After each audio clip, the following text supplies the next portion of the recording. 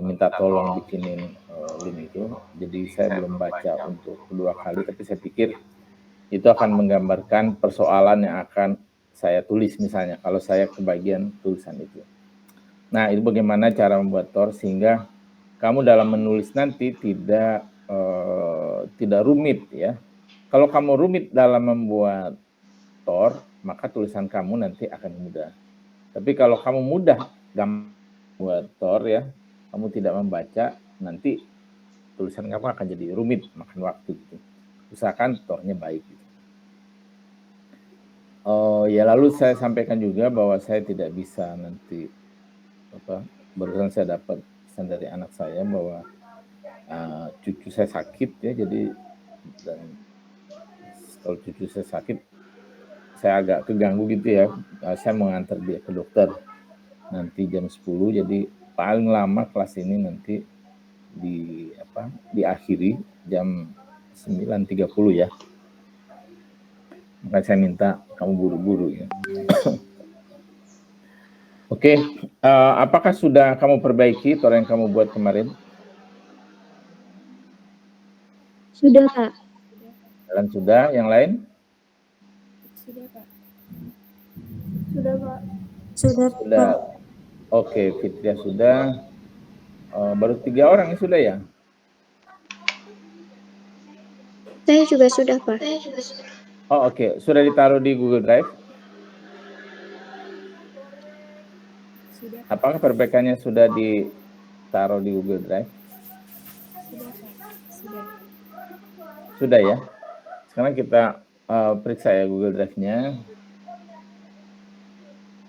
Ini suara tetangga saya rame nggak sih? Kedengeran nggak sih? Kedengeran ya? Terdengar, Pak. Jelas? Sedikit jelas. Oh, maaf dong ya. Begitu saya ini ke desibel saya turunin ya. Nah, kok desibelnya nggak bisa diturunin ya? Ini 2, bentar ya.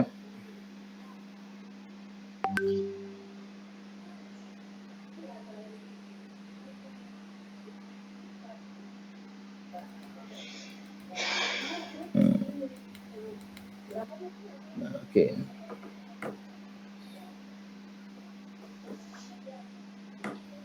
Oke, saya buka ini ya. Linknya masih yang kemarin nggak? Atau link yang baru lagi? Masih yang kemarin, Pak. Masih yang kemarin ya, oke. Oh, ini Mela dikasih link baru ya? Itu link lama, Pak. Maaf, Pak, sebelumnya saya soalnya laptopnya lagi dibenerin. Jadi lagi keganggu ini aktivitasnya. Maksudnya apa yang dibenerin? Laptop sayanya lagi dibenerin. Ini yang saya kan udah selesai. Yang saya udah selesai. Ini lagi dicoba dikirim sama Dita. Saya minta tolong Dita buat kirim ke Google Drive saya. Google Drive di folder itu punya saya yang udah direvisi. Tapi Google Drive ini bisa dibuka kan ya? Bisa, Pak. Itu Google Drive yang lama, yang kemarin itu. Oke. Iya, baik, Pak.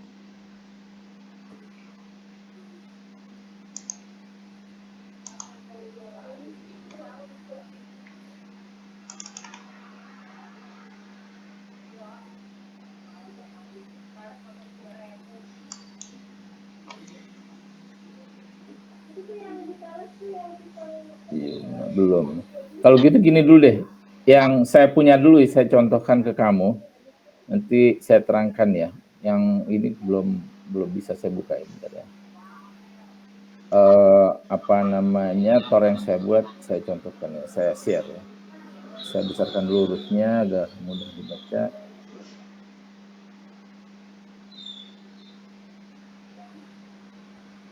Oke.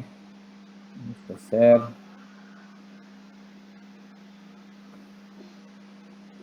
Pak, punten Pak, saya potong sebelumnya. Yep. Itu kan Google Drive-nya kan Google Drive lama ya, Pak ya. Nah, itu kan biar ada progresnya yang kemarin sama yang sekarang gitu. Nah, nanti yang sekarang ditambahin ada kata revisinya di nama tugasnya gitu. Ya, tapi sudah ada itu. Yang kata revisinya sudah ada belum? Iya, saya minta teman-teman buat ditambahin kata revisi gitu di tugasnya yang sekarang gitu. Sekarang kan revisi ya tugas yang kemarin gitu. Tapi Iya, itu file berbeda atau file yang sama?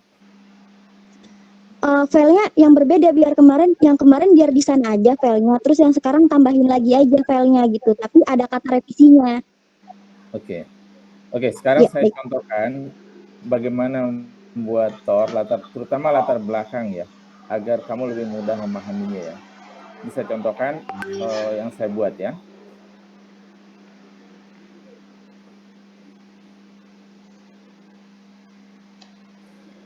Apakah sudah terlihat?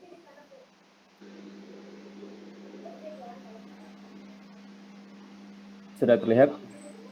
Sudah, Kak. Cukup jelas nggak? Kebaca nggak ya? Kebaca kok, Kak. Kebaca ya. Jadi ini saya contohkan, terutama sebenarnya inti Tor itu adalah latar belakang ya. Latar belakang, nanti sumber, dan pertanyaan. Tapi sumber dan pertanyaan itu, dan angle ya, itu bersumber dari latar belakang yang kamu buat ya. Nah sekarang saya akan mencontohkan bagaimana membuat Tor latar belakang yang baik, yang memadai, sehingga dalam latar belakang itu sebenarnya sudah 70% atau 60%, belum ada adalah kita tinggal konfirmasi ya. Sebab kita tidak mungkin mendapatkan, kalau untuk majalah ya, untuk isu-isu besar, fakta baru itu yang berbeda sama sekali dengan yang di luar, itu bisa aja kita cari, cuma biasanya sedikit ya. Karena itu kita main di angle ya. Dan angle, kemudian kedalaman, kemudian bahasa ya. 3 hal itu. Nah, untuk bahasa misalnya jurnalistik sastra, itu ya kamu harus berlatih ya. Itu sangat pribadi kemampuan kamu. Kalaupun tidak sampai pada jurnalistik sastra, cukup kamu bisa buat dalam bentuk features ya. Nggak masalah ya. Tetapi kalau misalnya kedalaman, nah itu harus dengan banyak membaca. Semua hal yang terkait dengan ini, dengan topik yang kamu pilih, kamu baca. Sekarang saya akan mencontohkan topik yang saya pilih.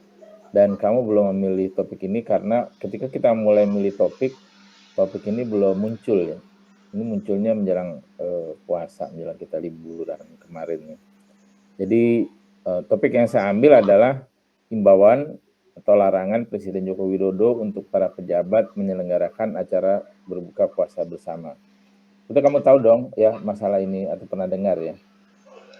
Nah, untuk membuat ini saya sudah membaca banyak berita dan juga sudah menonton YouTube-nya ya. YouTube dari kalau nggak salah itu kan tidak disampaikan oleh Presiden sendiri ya, tapi oleh Menteri Sekretaris Negara gitu kan. Dia membacakan larangan itu dan itu ada di YouTube. Nah, kita bisa mengutip itu, YouTube itu. Nanti dikatakan bahwa sebenarnya kan gini, kalau kita mengutip itu kutipan itu kutipan pejabat maksud saya ya, dari konferensi pers. Sebenarnya kan kita harus hadir di sana ya, supaya kita dianggap tidak plagiat, tidak mengambil dari media lain. Nah, tetapi sekarang ini rekaman acara itu oleh kementerian ditaruh di YouTube ya. Jadi kalau kita menonton YouTube itu dari acaranya yang resmi ya, bukan yang telah dipotong-potong oleh para YouTuber atau netizen yang lain, itu adalah seolah-olah kita datang ke acara tersebut. Kita dapat seluruhnya ya. Tidak ada bagian yang tidak kita dengarkan atau kita lihat, semuanya kita lihat, pernyataan itu kita lihat, dan ditambah dengan kalau misalnya instansi tersebut mengeluarkan siaran pers yang resmi ya. Siaran pers yang resmi itu adanya di website mereka, website kementerian atau seknet gitu ya. Ada di sana, itu baru bisa kita ambil, kita kutip ya. Tapi kalau kita mengutip misalnya dari media lain atau dari media sosial, dari mana, itu agak riskan ya. Walaupun untuk membuat latar belakang kita bisa mengambil dari tulisan macam-macam itu. Nanti baru kita konfirmasi ya. Nah, konfirmasi itulah bagian yang belum selesai ya dari sebuah tulisan. Saya sarankan kalau misalnya bisa untuk diambil dari YouTube dan lain-lain, kamu ambil dari YouTube. Karena ini puasa, satu ya, kamu akan susah berjalan mencari sumber. Kedua, kamu sibuk TA ya. Jangan sampai waktu kamu habis untuk ini nanti TA kamu nggak selesai, saya yang bermasalah gitu ya. Sampai di sini paham ya. Lalu kamu baca sebenarnya media yang mainstream, media yang benar ya, media resmi ya. Jadi kalau misalnya ada tulisan yang ada berita di media yang nggak jelas gitu, misalnya media komputerbaru.com gitu ya, dia bahas itu, kamu baca aja buat pengetahuan boleh, tapi hati-hati jangan mengutip dari media seperti itu karena menyesatkan. Nah, jadi kita ambil dari media yang benar aja ya. Sekarang saya akan contohkan ini ya, yang saya buat ya. Baiknya yang baca siapa ya? Kamu apa saya ya? Ada usul? Satu paragraf lah ya, biar yang lain mendengarkan ya. Dari yang hadir ini, kamu baca satu paragraf, nanti pindah ke yang lain ya. Oke. Mana dia tadi ya? Ini. Siapa yang mau duluan baca? Melan boleh Pak? Ya, Melan baca. Sampai mana Pak? Sampai 3 tahun satu paragraf. Oh baik. Contoh Tor, topik imbauan atau larangan Presiden Joko Widodo untuk para pejabat menyelenggarakan acara berbuka puasa bersama. Latar belakang, sebelum sahur pertama, Presiden Jokowi mengeluarkan maklumat. Dia melarang para pejabat untuk menggelar acara berbuka puasa bersama untuk para pejabat negara. Alasannya, dikaitkan dengan COVID-19 yang belum habis. Maksudnya, bisa jadi pertemuan banyak orang yang digelar dalam waktu bersamaan ini bisa menyebarkan virus jahat yang membuat pandemi Indonesia hampir selama 3 tahun. Larangan ini tentu saja mendapat reaksi keras dari berbagai kalangan. Tak kurang, Profesor Yusril Iza Mahendra ikut menentang larangan yang tidak biasa ini dan mendadak. Terus aja deh kamu bacanya keras, suaranya bagus. Yang lain jadi bisa ikut. Kamu aja baca terus ya. Baik Pak. Oke. WAG pun dipenuhi oleh pro dan kontra pada kebijakan Jokowi ini. Pada umumnya mereka menentang. Yang menentang berargumentasi mengapa dilarang. Bukan puasa bersama ini sudah menjadi tradisi di Indonesia sejak dulu. Tak elok dilarang. Mereka ingin mengatakan bahwa ada kegembiraan masyarakat ketika acara berbuka puasa digelar. Mengapa dilarang? Alasan lain yang banyak berseliweran di media sosial adalah berbuka puasa bersama itu adalah wilayah pribadi warga negara. Sebaiknya negara tidak perlu ikut campur. Mereka merasa pemerintah ikut campur terlalu jauh pada masalah pribadi warga negara. Namun, keberatan utama lebih banyak ditunjukkan kepada alasan yang menyertai larangan ini karena COVID-19 bisa saja menyerang banyak warga negara sehingga jumlah penderitanya meningkat kembali. Para penentang ini berargumentasi, jika karena COVID-19 mestinya konser musik, pertandingan bola dengan banyak penonton mestinya juga dilarang. Mengapa pagelaran musik tidak dilarang, tetapi buka puasa bersama yang sudah menjadi tradisi di Indonesia justru dilarang? Ada juga yang nekat berkomentar dengan penuh curiga. Berbuka puasa ini berbuka puasa ini kan kegiatan umat Islam. Apakah pemerintah ingin melarang kegiatan keagamaan umat Islam di Indonesia? Nampaknya banyak komentar yang sudah offside.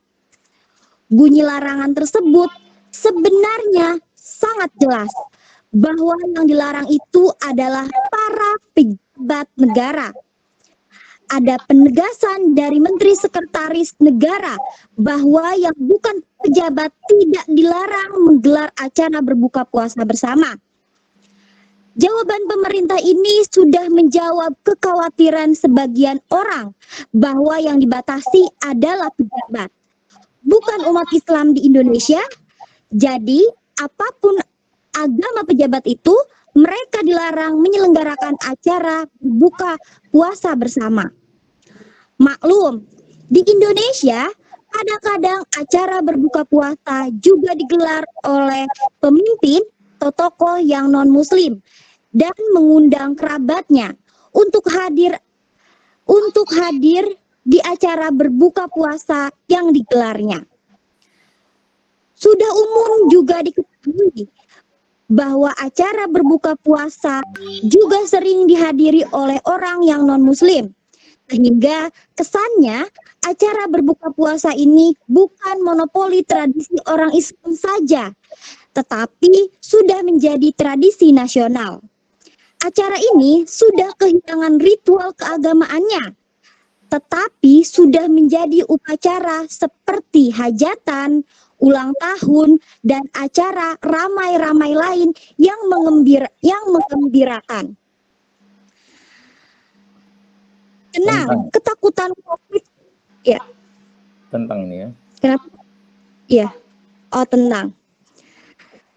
Tentang ketakutan COVID timbul lagi yang dikemukakan pemerintah sebenarnya juga beralasan.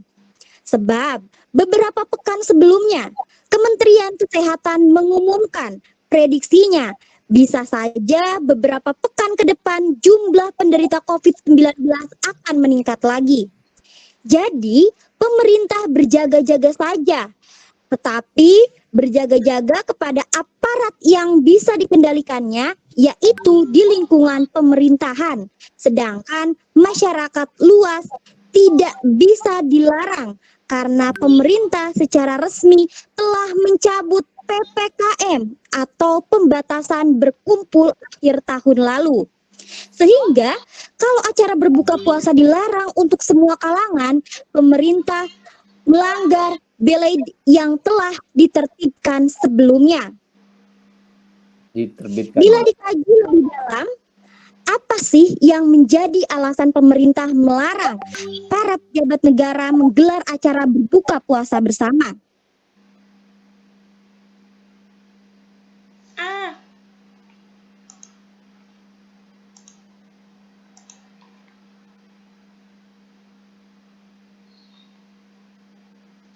Makan untuk berbuka puasa, pembagian parsel bagi yang datang, dan di dalam parsel biasanya juga ada uang dalam amplop yang disebut THR atau tunjangan hari raya. Jika pejabat yang menyelenggarakan acara buka bersama, tentu parselnya tidak bisa isinya ecek-ecek, memalukan para pejabat. Isinya harus banyak dan bergizi. Kemudian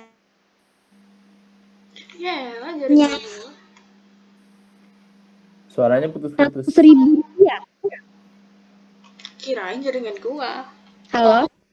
Melan suaranya putus ya. Melan suaranya putus-putus. Halo. Apakah jelas? Halo. Diulang sedikit jika pejabat. Iya, baik.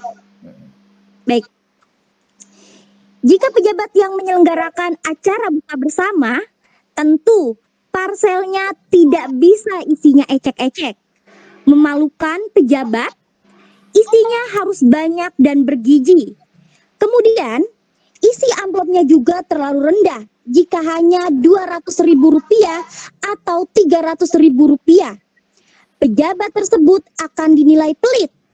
Atau bagi tamu yang berpunya nilai Rp200 sampai Rp300.000 harus diisi lebih banyak. Seorang menteri jika bikin acara berbuka puasa bersama tidak cukup satu kali, sebab kenalannya yang luas undang semua. Jika ada yang tidak diundang, akan menimbulkan pertanyaan bagi mereka yang tidak mendapatkan undangan. Hal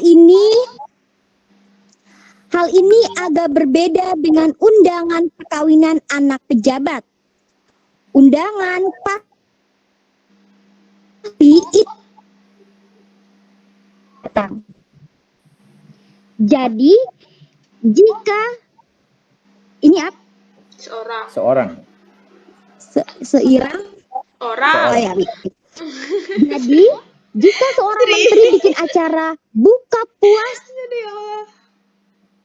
misalnya khusus untuk pejabat pemerintah dari instansi lain, ada untuk internal, ada pula untuk khusus untuk wartawan, dan lain sebagainya.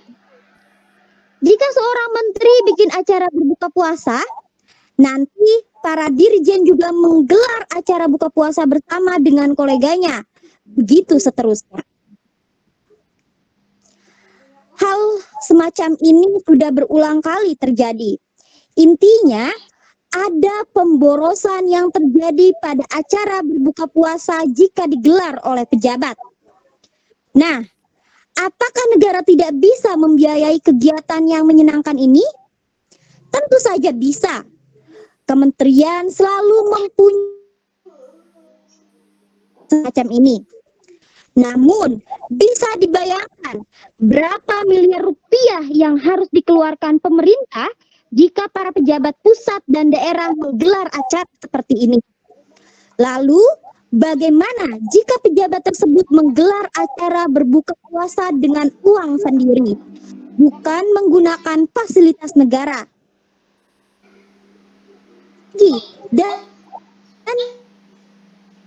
Dan di tengah para pejabat sedang disambut oleh netizen atau bermewah-mewah. Lagi pula, seorang pejabat membuat acara buka puasa dengan uang dari kantongnya sendiri agak aneh. Sebab gaji mereka sebenarnya tidak cukup untuk membiayai pesta berbiaya mahal ini. Duit dari mana mereka menggelar acara buka puasa besar-besaran?